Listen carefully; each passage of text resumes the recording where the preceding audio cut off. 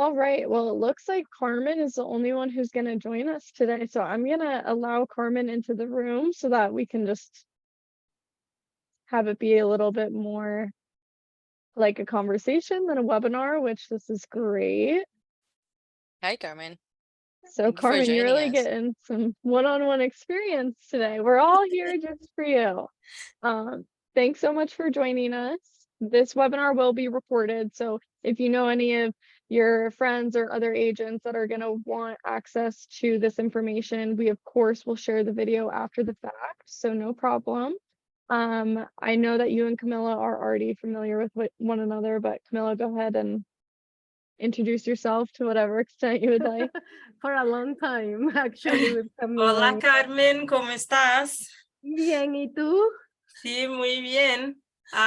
So today we have Rosita here that is going I think an informal conversation is always good as well about Golden Gate and about Give me the 1 master second. programs. If you have any questions, I think you Estoy can reuniendo. just ask as we go. And I will send all the information after as well, so you can have access to Yes, the I was recording. checking what you sent me, and I think they're very affordable for our students that want to go to study in the US. And I is. was looking forward because one of the problems we have here is money issues. So they want to go to the US, but sometimes they want to, when they realize that they cannot pay, it's like very hard. Rosita, But for I you was, to know, that's why I'm Carmen is here, actually. Carmen I is thought, based in Ecuador, so is one Oh, of our partners in Latin America. They use dollars as a currency, but we know that for students in this part of the world, scholarships is very important, or very important. most affordable options is something that they are always looking for. That I think why Golden Gate is interesting, because it's a little bit different than only a university on the focus of the students. But I would like to go with the presentation, the conversation, and Carmen, if you have any questions, you can just unmute yourself and just ask. Okay, thank you. can I have the should I start, Darby? Yeah, sure. Go ahead, Okay. Rosita. All Yep, right. you're all good. Thank you. Hi, Carmen. Before that, I would like to introduce myself, and of course, thank you for attending. My name is Rosita Lasmana. I am the Director of Global Education in Golden Gate University. And so while the screen is sharing, it's loading. Oh, okay. Usually it takes 2 to 3 business days. So I have to make sure that I share screen early. Yeah, so I actually come 9 years ago in 2014 as international students from Indonesia. So that's why I a little bit like at least still understand what is the struggle that the student is saying. You mentioned earlier about the funding, and sometimes also a lot of students actually intimidated by the visa application. So we will talk about that later down the road. So I hope this webinar can help you a little bit and can make you understand about the Golden Gate University and our process admissions in especially. So Golden Gate University is located in San Francisco, especially in the downtown San Francisco. So we are really, really like in the heart of in the heart of San Francisco, and we are located in Mission District. And if you see, we are located in Mission Street, where we were surrounded by a lot of big corporate companies. So if you ever heard about some Salesforce, LinkedIn, Google, and Deloitte for the accounting part, Arup, and so that's basically just like located within a couple blocks away from us. And in fact, Salesforce is just right across the street from us. So usually we would just go across the street and have lunch in the Salesforce Park, which is amazing.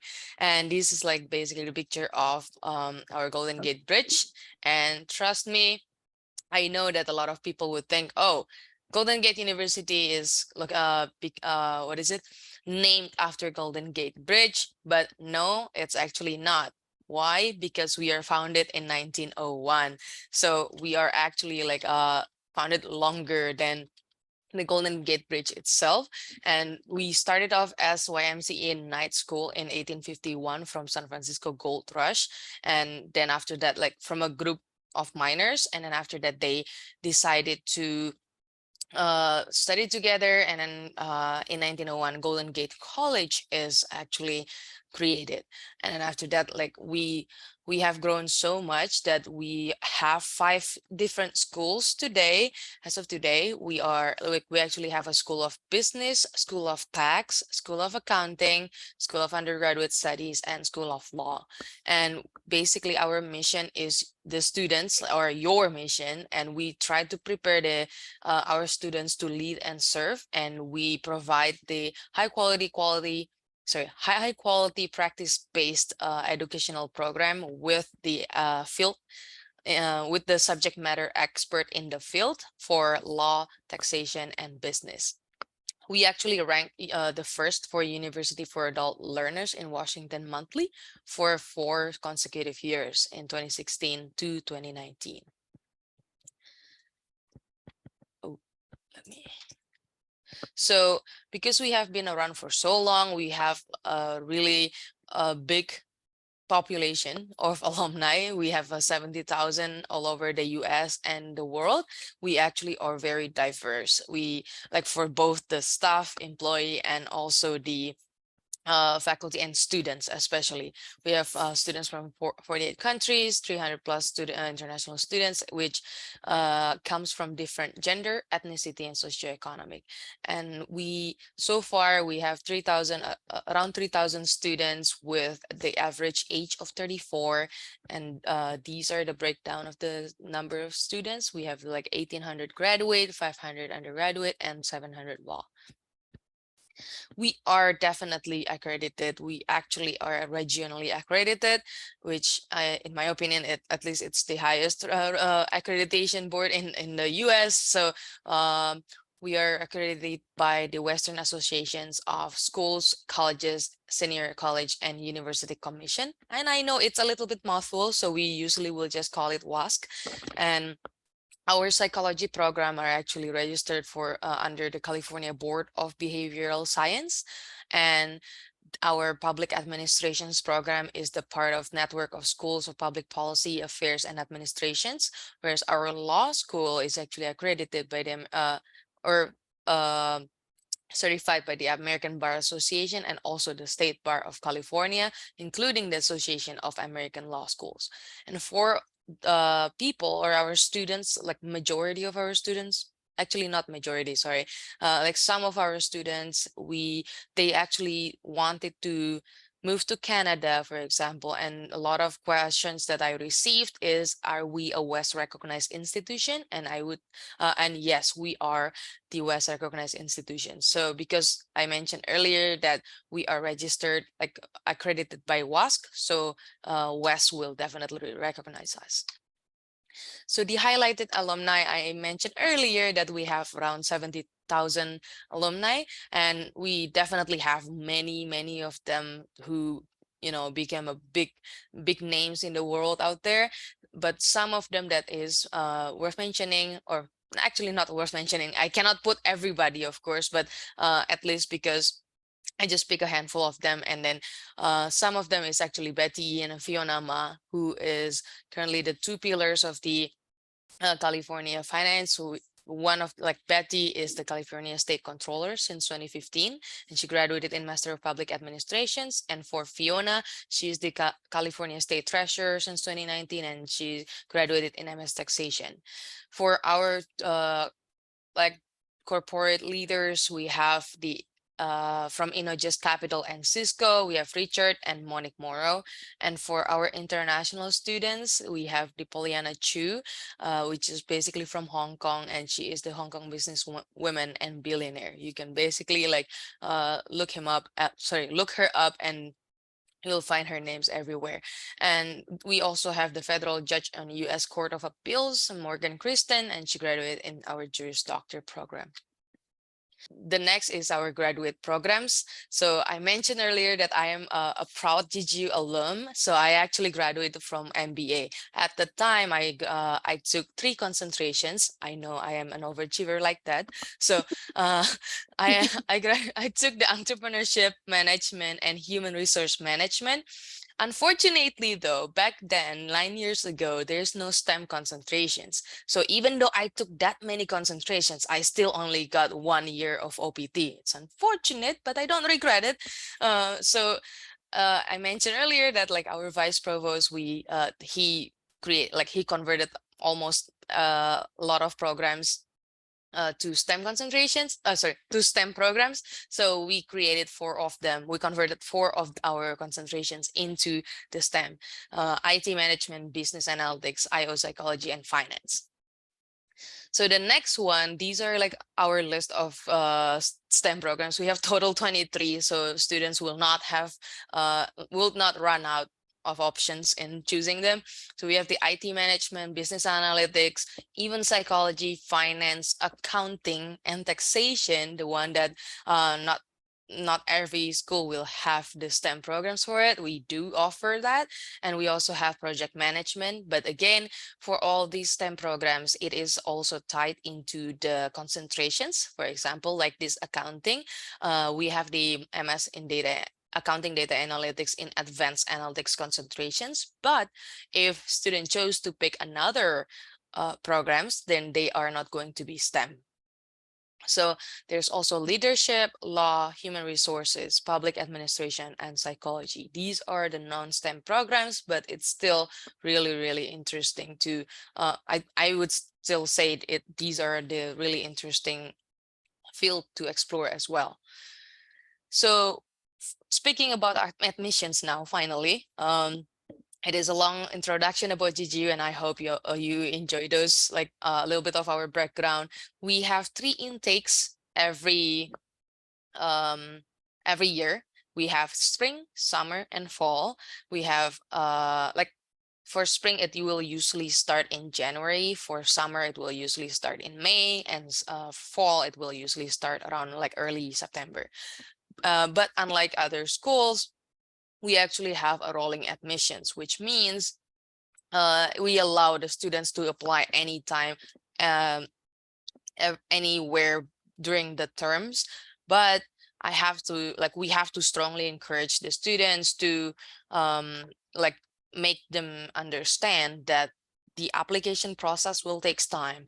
The visa application will also takes time, and they will also need their own time to kind of like personal time to prepare themselves to move to the US, because I know, and I experienced it myself, it's not easy to leave your life behind and then move everything here all by yourself. And then not to mention that you have nobody, at least at the time, I don't have anybody there. I don't have anybody here. So I had to do everything by myself, including finding housing, which we will talk later on, and also finding communities. So it's just a little tough. So when the students apply, it does not mean that the student can like have to stick with that application. We can always change them if they want. So if the students say, oh, actually I applied for spring 2024, but I actually wish to start early, I want to start in fall 2023. So that can definitely happen if you still have time, of course. We will definitely be able to change it. And if the students say like, oh, well, I want to withdraw or change my program, don't worry, be happy. We always be there for you. So we also have offer the active guidance. We have like a number of counselors who will help the students to submit the right documents, and then help the students with the visa applications, and also will register you to the classes. And of course, Wellspring, because you already are our partner, so I hope you already have the waiver code, so that the students don't have to pay for $65 application fee. These are the tuition and fees. Now we talk about money. We mentioned about the cost and affordability earlier. So these are basically the list of prices. The rate is per unit. But then I made the calculation so that the student can have the understanding in here. So for our undergraduate programs, our courses is always 3-unit courses, except public administration, and I will talk about that. But then for undergraduate programs, the student have to take 4 courses per trimester. So we price it at $462 per unit, and because I mentioned earlier, it's 3 unit per course, so it's 1386 per course, and then times 4, it is actually around 5544 per term. But I have to disclaim here that the students will be subjected to technology fee and international student fee per term of $85 and $275. For graduate programs, it is also the same, that the student will be charged the same fees, but the full-time course is 3 courses per term instead of 4. So the like for Agino School of Business, they which is basically majority of our businesses except the accounting and public administration and also tax. And apparently accounting and business have the same rate. It's 320.70 per 3 unit course, and so the total cost per term will be 9,810 per term. For public administration, on the other hand, it is 4 unit course instead of 3. So the student can only take 2 classes per semester. And so with 3,300 per 4 unit course, the total per term will be 6,600. So I hope that is a little clear for the tuition. But then again, of course, people will say, Rosita, that is expensive. So don't worry, we offer like a couple of help along the way. So we offer tuition assistance. By tuition tuition installment. By installment, it's actually by in a way like a scholarship, which by the way, we have something in the back later on. And tuition installment for students who cannot pay it up front in the beginning, they can do the installment of 4, because one trimester is 16 weeks, so it's 4 months. So the student can split it among 4 months, and they can pay like the installment with no interest. The student, however, need to pay $55 installment fee, and they have to register by themselves in this link. And there's also an employment option. Employment option, we is what I took at the time, because you know, like being international student, being alone like with yourself, it's not that like, even though you don't necessarily like what is it, not really not necessary need the money, but you still get bored. So because our classes is generally afternoon classes, so during the day you'll kind of like at least have nothing to do. So at the time, at least for me, I speak for myself. So so then I applied for the positions, and then not only it give me my the experience and also network, and also but then it also give me the experience through the hiring processes, how it feels to get interviewed by a US employee or US company at least. And the pay is minimum 16.99 per hours or more, which is actually way higher than what I was paid at the time. And the allowed hours is 19 hours per week. These are for our graduate scholarship. The number is slightly higher. So we have welcome grant, international dean, and presidents as well. And the same thing, the same concept, it's gonna be based on the CGPA and English language requirement. But then with the minimum GPA of 3.0 and the TOEFL is slightly higher. And for one time is $3,000. And whereas for the international deans and presidents, we have $4,000 per term and $5,000 per term. Just for your information, the average of graduate programs is 3 to 5 trimesters. So actually the average is four trimesters. So it's 16 months. So it's 4 trimester, and as long as they maintain, it's the same full-time enrollment. And I forgot to put the minimum GPA apparently, but full-time enrollment and the minimum GPA of 3.0. So these are the initial inquiry, the admissions process. The student will start with the initial inquiry. Prospect will come to you, and then you will assist them. And then after that, they decided, okay, I want to go move forward with GGU. Then of course, you know, you will enter the application through the agent portal and then collect the admissions documents. And then for the application review, it will usually take 10 to 10 business days. However, I do need to let you know that because we are experiencing a high volume of applications, and also it depends on on each term. Fall is usually our highest volume, so usually we will like receive a lot of them.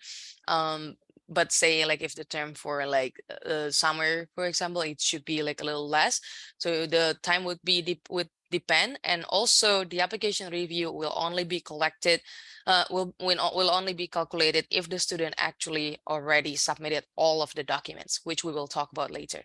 And then after that, the student will have the admission decision, submit the visa documentation, and then after that they can go through the visa application. Then once the visa approved, then we will help them to register students and prepare them for departure. And we there will be orientations prior, and then after that and in here we will talk about later for the documents in there. But Rosita, yeah. Ecuador is a crazy country. Mhm. We have IB schools. So the level of English in Ecuador is very good. And IB? IB. Oh, yeah, yeah, yeah. The IB system. We have in public schools and in private schools. That's something completely different from the rest of South America. Yeah. Our kids do speak very well English. They can do any exam that you were mentioning, and they have very good grades. And they will send you the predicted can send you the predicted scores for undergraduate for the IB, as the grades from the last 2 years for applying for studies. Yeah, so I think so we will be this one, like the IB, actually for the IB, I believe the English language requirement should be waived. But I need to double check, and I need to get back to you on that. But I remember that for the IB schools, usually the English language requirement will be waived.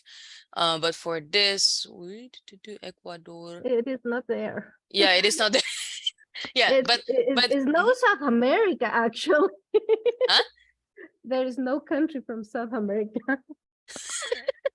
Yeah, so again, like, so actually I mentioned about the vice provost initiatives. Actually the other initiatives that he did as soon as he got the he take over the department is actually he also put on the these yeah, added we can a do lot those more exams, but it's good for you to know that we have the IB system. Yeah, so for IB systems, if the I think if the schools have the IB systems, then they should be able to get their English language requirements waived. However, I please don't quote from me on that. I need to get back to you as well, like for that matter. Okay, no Yeah, problem. because as far as I remember, it is waived, but Okay, you know. it depends on the school, I will say, because not all do high levels. Yes. Some only take a standard level. So I know for experience that it will be case by case. Yeah, yeah. So I think if it's O level, like that's the one that we will acknowledge. But we yeah, we need to kind of like look at it, just like you say, the case by case as well. But I'm pretty sure at the time, so my undergrad, I also like the medium of instruction is English. So at the time, like it wasn't a big deal for me to take the TOEFL. And trust me, I fell asleep during the test, and I still get 89. The reading part is so long, and the test is like 6 a.m. in the morning. I'm like, oh my god. Yeah, so it was just my personal experience, right? So I fell asleep, but I still passed, so don't worry. So yeah. So they can do it at any time right now. Some of the exams is very helpful. Sorry? That they can do it. It's very helpful that they can do online some of the exams at this time. Yes, yeah, and I actually think the Duolingo is being more popular. I think because it's cheaper, it's easier, faster for them to get a result. So Duolingo has been quite popular. Yes, Yeah, yes. but I always encourage my students to do the IELTS online. Yeah, and actually, I think It's a better yes, and I think organization for than TOEFL, Duolingo. And I have had problems as an agent because some schools don't accept them. don't accept Duolingo. Yeah. So for TOEFL, I think they just recently launched like they cut down the test length. So I think they change it into 2 hours now instead of 4 hours. See, if it's 2 hours, I might not fall asleep in there because it's 4 hours. So yeah, and I understand the pain that students have go through. And so like usually for TOEFL, they change it into 2 hours, and for TOEFL and IELTS they actually have the essential and home edition. So we also accept those two. Those are like during the pandemic they launched those things. Mhm. They launched that kind of test, and so we also approve that as well. I always tell the students, look which one will be faster than the Yes. other, and that will help you because usually they do it. They come to me when there's a little bit late, so Hmm. we have to do a lot of Yeah. things in a rush. Yeah, but that's true. Like earlier, like the Duolingo is going to be like faster usually. Yep, of course. Yeah. Yeah, so basically for the admission documents, I'm pretty sure you're already like familiar with this. We need the transcripts and also English language requirements, which we already talked about earlier. And we also have statement of purpose and resume. These are optionals for some of the programs, but some programs do require them. However, if the students have low GPA, and I will show the GPA requirements later, uh, they are required to submit a low statement of purpose, a low GPA statement of purpose. Basically, the student will have to kind of explain why the GPA is low and what are they going to like, what actions that they will take to, maintain their GPA now in with GGU, and how would the programs help them in their career. And then after like the admission documents, students can also submit visa documents. Usually these will be like, we will just kind of told the student, you can just wait until you get admitted, because we don't want you to get the bank letter and then get the copy, like the certificate of finance, and then after that you may not get admitted. I mean, we don't want student to get denied, of course, but we just kind of want to make sure that the students understand that, okay, I will for sure get here, so then the students can just like submit it after. And these are the minimum GPA requirements. The GPA requirement for like majority of students, this is for graduate programs, okay? So Crazy most, about data analytics. I have had so many students want to yes, study yeah, data for analytics. Is amazing. business analytics is 3.0, and we will require the SOP and resume for them. And for business analytics in particular, they will require the undergraduate transcripts, because sometimes our graduate have MBA or have another master's, and they will submit that because their undergrad is lower, like have a lower GPA. So they thought that, okay, I'll just submit my master's. That is fine for other programs, except the business analytics and IT, because they wanted to see the undergraduate transcripts. For undergraduate, we have the minimum GPA of 2.0. And just for letting you know, for graduate and for undergraduate especially, we have like a 18 years old of age minimum. Since earlier we were talking with We don't Camila. have lower than that. We have finished school at 18 years old. Yeah, yeah. That's just like a disclaimer for that. And so these are like for okay, so for students, I mentioned earlier, the admission documents is official university transcript, but we could, in some cases, in majority of the cases, we could admit students based on unofficial transcripts. So what is official and what is unofficial? Official is the transcript that is coming, that is coming from the university directly, or controllers or registrars, in a sealed envelope for the physical transcript, or in a, like, it will be sent directly from the university if they are um electronic. And but we could also, like, the student can also get admitted if they send us a scanned copy, I emphasize on the scanned because we do not, well, I guess we do not appreciate, we do not like, we do not encourage for students if they like take photos, because not only it's going to be hard to read, that's why I mentioned here, it must be legible, easy to read, and including all the pages, including the legend as well. And they also need to submit the transcript has to have a degree conferred or the degree certificate, so that we know that the student have at least already passed the Yes, test in that. what we do is, because we cannot give the original documents, because the government of Ecuador won't give me those documents back. Mhm. So we notarize those documents, and then we send you with it correctly translation. I'm sorry, can you say that again? Okay, we cannot send the original documents from the high school degree, for example, because Uh-huh. if we lost the original, Uh-huh. we cannot have a new one. Oh, So I yeah. go to a notary and make a notarized copy. Mhm. That is, this is the original, a copy of the original document, and then we do the translations. So that's the way we work with. Oh, Because yes. we cannot give the originals, because here in Ecuador they won't give them back. I cannot ask for a new document Yeah. for Oh, my I high school see. degree. Really? They If I don't lose my high school degree, I cannot get it again. really? Not Okay. even a copy. Yeah. So So, mhm. we have to do official copies. Yes. So basically, yeah, another ways for official transcripts. So generally, once we admit them with copy, for example, then when they come here and they come on orientation, then they can just show us the original. Of course, along with the notarized translation. Yeah, that's good. And then Yeah. after that, we will make copies of it, and then verify it, or we will just make verification of the copy that they have submitted prior, and then Mhm. they will be they will be done.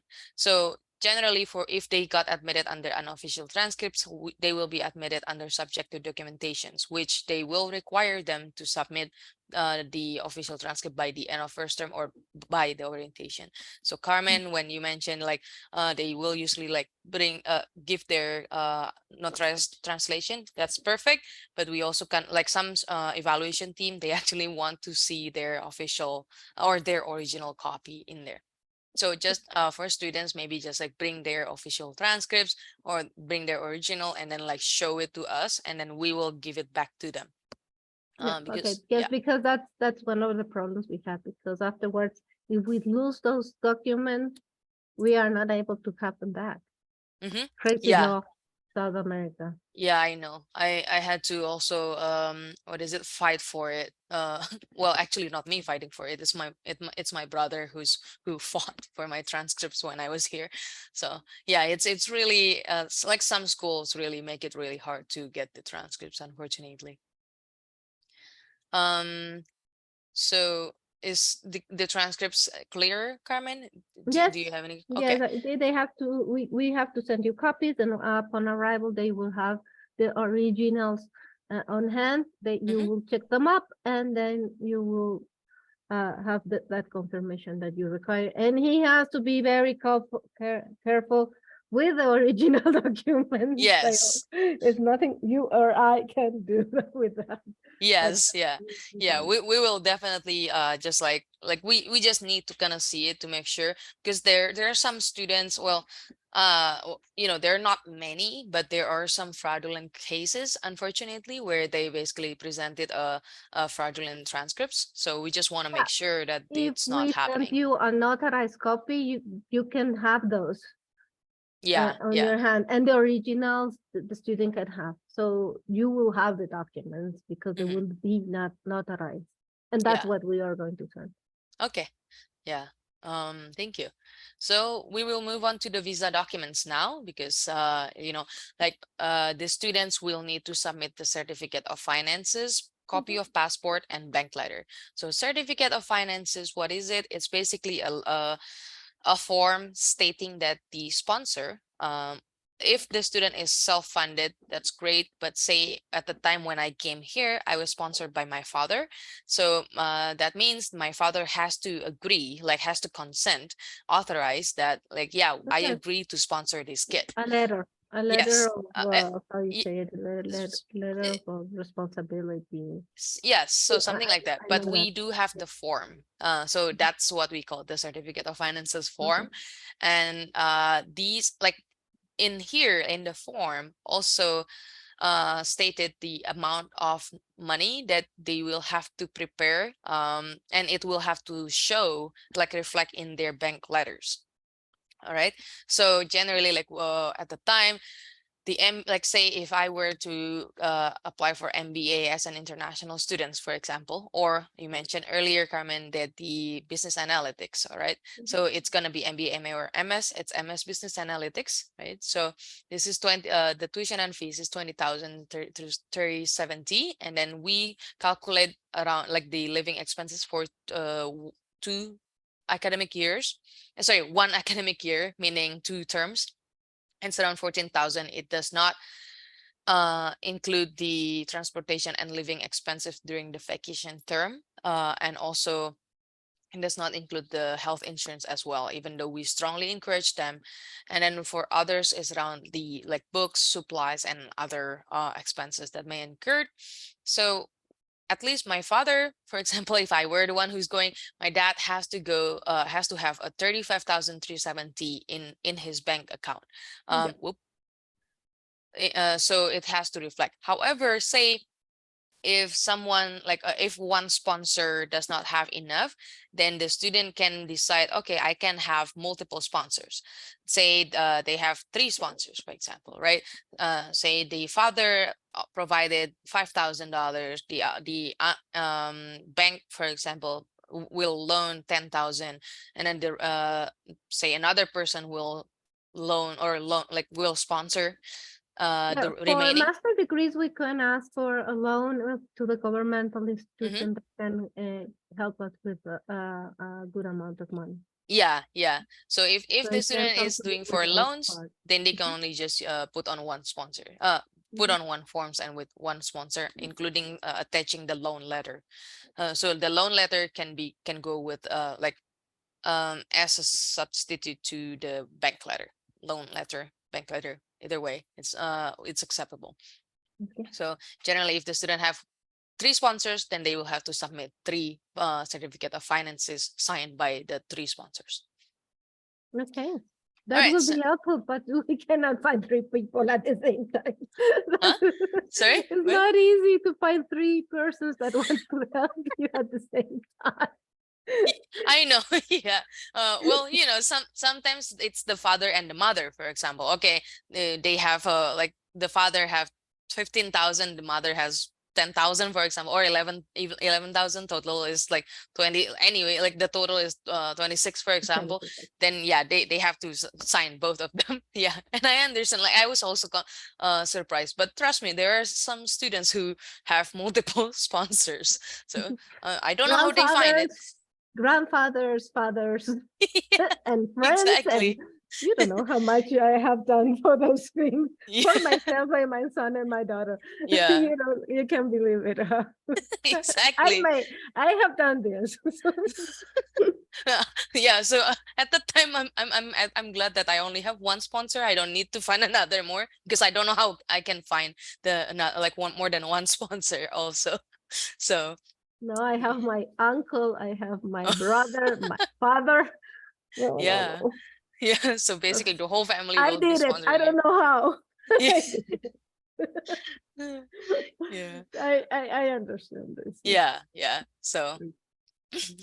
All right. So now we're going to talk about the student housing partners. So unlike like, because I mentioned earlier, we are located right in the downtown area.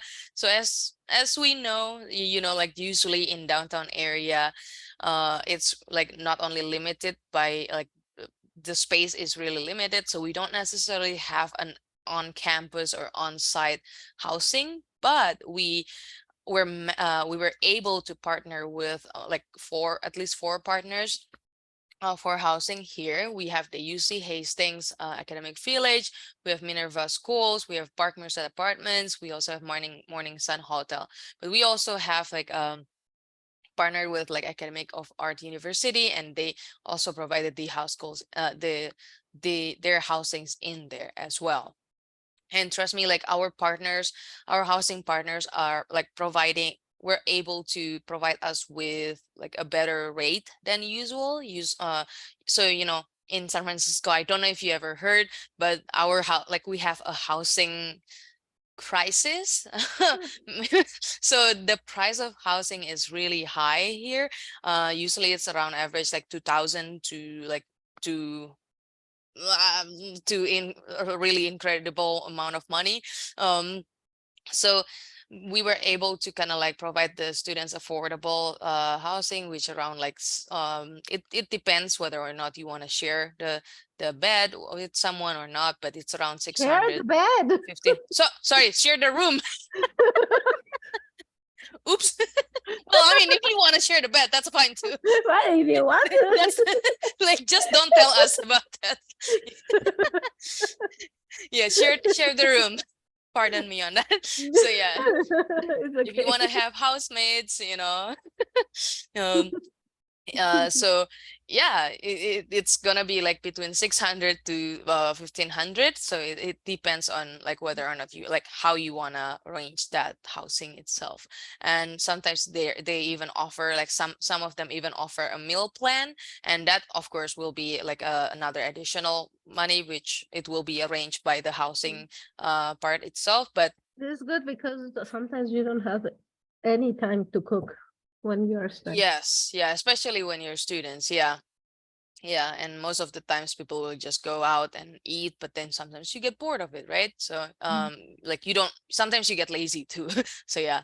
Uh yeah, but not all housing partners have meal plans. So like again, for these, you once you get admitted, and you can definitely like consult with our advising or with our student services for that, and they will kind of advise you in which housing that would be suitable for them. And all of them are necessary, like really close to us, as with like to Golden Gate University. Most of them are actually 15 minutes by bike here, or like if you want to walk, that is also fine, because again, this is in downtown. Walking is like really convenient. And if anything, you might stop by in the Westfield and like shopping in there, because this is like a big mall. So it's really dangerous for me, so maybe I should just close my eyes. Yeah, so there's like a Mission Street like in here, and this is the UC Hastings, so it's like pretty nearby in a way. So that How is hard all. is the winter season? The winter season, we don't necessarily have winter here. I mean, yes, there is, but usually it's around, sorry, are you guys using Fahrenheit or Celsius? I use Celsius, so I think most of the countries here we always talk about in Celsius. Okay, yeah, so Celsius, it's around like during night, maybe it could goes like as low as like 8 degrees Celsius, or like maybe if it's really cold, it can goes to up to 5 degrees Celsius. But during the day, usually it always constant in average, maybe between around 9 to 16 degrees Celsius. So Okay, the same it's not, climate at Quito, where I live. sorry. More or less the same same. climate as here in Quito, where Oh, I live. yes, yeah. So we don't necessarily have snow. Although if you read the news, maybe like a couple months ago, we do have snow. Like it's just a weird global warming situation. But other than that, we generally not like do not have snow. It's usually always, even during the summer, like I don't know if you know the joke, San Franciscan always bring jackets everywhere. So yeah, even during the summer, like even though the sun is out there, but you never know, sometimes the fog may come in, block the sun, and it become cold. So yeah, that's why I always wear, It like whenever I go to San like Francisco, I always Quito. bring jacket. Don't you think Camila is like Quito? Yeah, it's very Yeah, similar. Oh, okay. Yeah. So there you go. You already get used to the weather. You're already prepared. Yeah. Well, at the time during the pandemic, so I live in like a little bit in the south area, like South Bay. So it is a little slightly warmer, like which is the difference is really high. Like say at the time it was like around 31 degrees Celsius. And then I went visit my friend in San Francisco, and I just wearing shorts, tank top, and because it's summer, right? It's like it's really warm here. I don't need anything. And then I visited that because it's been pandemic. It's been like I haven't met her in like 3 years, like 2.5 years at the time since 2020. I'm like, okay, I'm going there. And then when I went there, it's not only foggy, it's windy as well. And it's like there's like a drizzle, like a little bit mist. So it was so cold and I regret it. I regret wearing shorts. So yeah, just a disclaimer, always wear jackets and whenever you go to San Francisco. Yes, I think it's our weather, Quito's weather. Yeah, yeah. So it So will be you're easier already for like them. well We aware have of the more or weather. less the same climate all year round, just some more rainy season and normal season. Rain. We actually So have we actually rarely have rain. Actually, just recently we finally have a lot of like a lot of rain this year. It's weird because like at least for 9 years, a couple of years I don't actually have we don't actually have rain here, and that's why California usually have a drought issue. So yeah, we just I recently didn't had know rain. that. Huh? I didn't know that. Yeah, yeah. So rain is usually uncommon, and at the like just this year actually it's super weird year because our weather is always like getting angry and then okay we're like calming down. Never mind, we're angry again. Something like that. So it's like always high Yeah, wind and then the world is not pandemic, make a lot of changes yeah, yeah. in So the weather yeah, yeah, that's everywhere. true. Yeah, but yeah, just like even if it's rain, it's not, at least I come from Southeast Asia, so our rain is like a real rain. And I No, think Ecuador it's and Brazil also the pouring same. rain. Huh? Well, you don't know Guayaquil. Camila has been there. Guayaquil gets completely Yeah. flooded. All the coastal area rains so much that the streets are completely flooded. Yeah. And Yeah.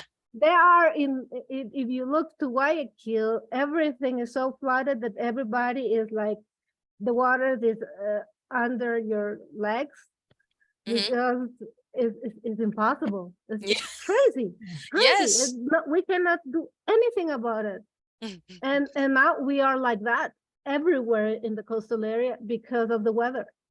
Yeah. There's Yeah. so much water that we cannot be able to get it out because the level of the water is higher than ever before. It's too high. And people is Yeah, and it's also the same with us, like well, in okay. Indonesia because we're a tropical country as well. So like we're just like raining like cats and dogs, and it's like the whole road is flooded and everything. But then the funny part is when I in my first month when I first like came here as a student, in the first week in fact, and so like there's like it was raining as well, but not as bad. But then I receive a there's a alert in your iPhone. If you're using iPhone, there's basically in the news saying like, yeah, don't worry, like there will be like flood coming in, and like we have like a really heavy rain and everything. And I was like, okay, well, when I heard flood, I was thinking the same flood that you mentioned earlier, Carmen, like the one there where like the road is covered and everything. I was like, what? There's also flooding in the US? But then, Everywhere. but yeah, but when I actually, so at the time I had to get something. I had to go out of the house, unfortunately. So I was like, oh, it's gonna be flooding, but it's okay. Maybe it will be fine. Turns out the flooding, you know what? It's only like a puddle in the road. It's like this is not flooding. Which part of it is flooding? So No, our yeah, floods You're used are to worse things. yeah, exactly. I 1 used meter, to 2 meters is exactly. incredible. Yeah, it's like now like It's yeah, from 2 meters, amazing. 3 meters, that is real flooding. This one is just splashy, like the road is a little splashy. It's like, yeah, that is normal. Yeah, yeah, it's just It will be funny. ready in 5 minutes after finishing rain. Yeah, yeah. Yeah. Good. All right. Yeah. So that's I want to make sure that we are like respecting the time here for Derby as well. So Thank you, guys. that is pretty much our like my presentation about the Golden Gate University, and thank you for the participation, Carmen. So if you have any more Thank questions, you. feel I free to feel let me know. very lucky. Thanks, This was Carmen, for great. This joining was so us. helpful. Thank you, Uh, Darby. you Thank have my contact, so if you need anything or if you have any questions, just let me know. If you have something I can use to promote, you know. Yeah, I will send you all the marketing flyers and all the information that we have. But if you have any other specific questions, just send me a WhatsApp message. Just more information of data analytics. If you have an idea of how much they could be paid if they want to find a job in that area or stay for 1 or 2 years after finishing and they want to look for a job, stuff like that. Because Ecuadorians are really, really good with those areas. So Yeah. I think there will be some students interested. Mm-hmm. And I think I have had already this year like 5 or 6 kids that want to study computer science, and data analytics is the first thing that are asking. Mhm. So I think that area will be very interesting for them. And being in the US, I think is also very good. Yeah. Perfect. Yeah, so for the average pay is usually like it of course depends, right? But then Mm. maybe what is it called? I think the average is at least 90 to like to infinity because it depends on like how the student will be able to negotiate and like how the students will be able to kind of like apply by themselves to find a better rate for themselves. But for data analytics, at least the average salary should be around 90,000 in the Bay Area. Mhm. Yeah, and I can vouch to that. And especially because it's a really high like demand field for now, like it's really popular field right now for data analytics. They should be able to get a job, like, but sometimes the problem that I found with international students is they are mainly looking only for San Francisco area and not really No, they expanding have in to others. look for all the places in the US. Yeah, I always tell them to be open-minded. Don't It's good to be in California, but there are a lot of places yeah, now that also have Mhm. the need of and in computer science and having people that work good with computers in general is always an open door. I always tell the yeah. students, don't look just in that area, look in the country for Yeah. jobs. Yeah. You will be able to have better wages sometimes. It depends on what you are applying to. Yeah. So that's just like basically what is it? My 2 cents for the international students, be open-minded, just like you. Yeah. So Mhm. yeah. And look at Perfect. Darby. She's in Arizona, right? So and she can You're in tell us like Arizona. Wow. it's also pretty good. So yeah. Better All weather. right. Yeah. All right. Rosita, thanks for joining us today. I do really appreciate your time and all the information. Carmen as well, if you need any information, just send me a WhatsApp message You and I know will what I send you need. more The information. same thing I ask every time. I will send you all the information by email now. Thank Nice Thanks, you. to Carmen, see for you. organizing the webinar. Have a Thank you, good Course, one, Darby. guys. Thank you for course. attending, Camila and Carmen. Have a great Thank one. you. All right. Bye-bye. Yeah. I'll Yeah, see you bye. Bye. later today, Rosita. Sure. Yeah. See you, Great. Darby. Bye. Bye.